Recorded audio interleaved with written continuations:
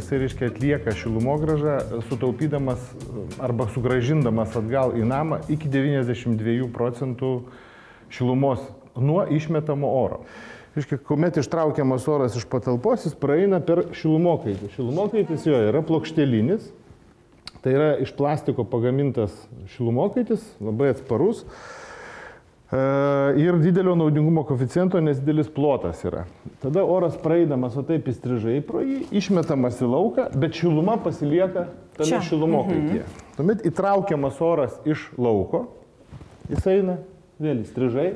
Ir tarpusavy tie oro srautai nesusiliečia. Jie yra per tų plokštelių sienelės tiesiog perduodama šiluma. Reiškia, įeinantis oras iš lauko yra pašildomas ištraukiamo oro sąskaita. Kitas dalykas, kas dar yra padaryta šiuose pasyviuose namuose, yra oro paėmimas per vamzdį pakastą po žeme.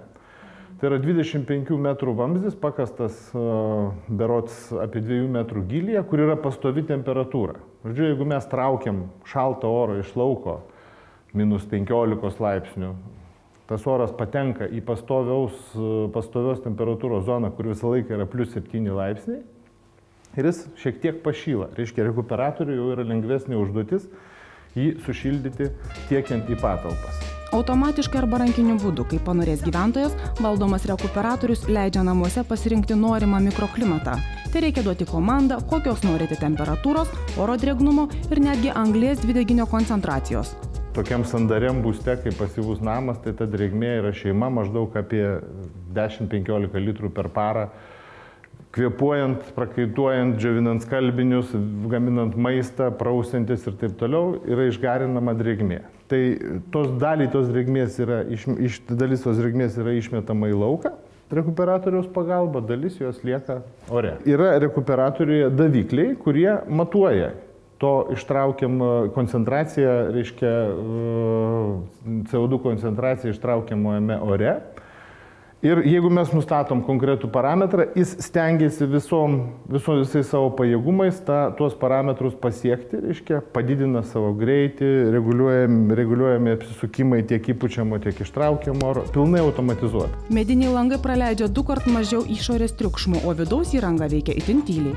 Tai 307 decibelai yra norminis garsas, nes yra dujų katlas, kuris kaukia, yra rekuperatorius, kuris vibruoja. Ten visokių tokių yra pavojų, kur žmonės gali, o čia bus triukšmo, aš nemiegosiu naktį. Nieko panašaus, yra 31,4 decibelo įjungus visus agregatus šitam pastate. Visų gyvenamųjų patalpų langai orientuoti į pietus, bet nuo kaitrių vasarų saugo ypatingos žaliuzės ir terasos pergolės. O štai šitos lentutės pasuktos kampu, ar ne? Tai mes ką darome, mes dabar gaudome parankiausią kampą, kad vasarą aukštą, karštą saulę gaudytų ir būtų šešėlis pastate. Šiuo metu nėra saulės, aš negaliu jums parodyti, bet čia mes turime fotografijas, kaip tai veikia praktiškai.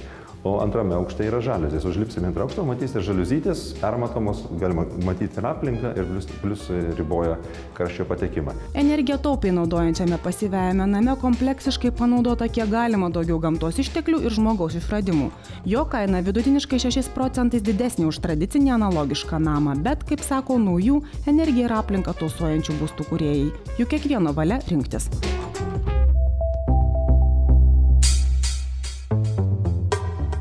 Noriu priminti, kad klimato kaitą galime mažinti ir mes. Net ir mažas mūsų elgesio pasikeitimas gali būti labai svarbus. Jei nežinote, nuo ko pradėti, jums šis trumpas filmukas.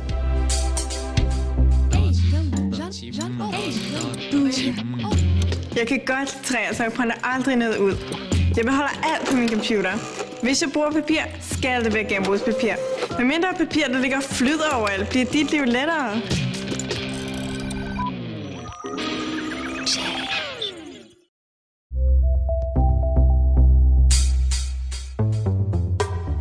Tiek šiandien, lauksime jūsų dėmesio lygiai po savaitės. Gero vakaro, iki.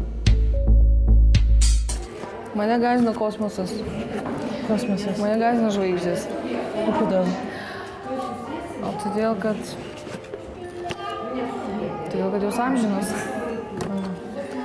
Tai mintis apie žvaigždės, apie kosmosą, apie kitas planetas, Discovery laidos apie... Taip, fantastiniai filmai apie žvaigždžių karus, apie užkariavimus kosmoso, kosminė tematika. Mane nuo vaikystės,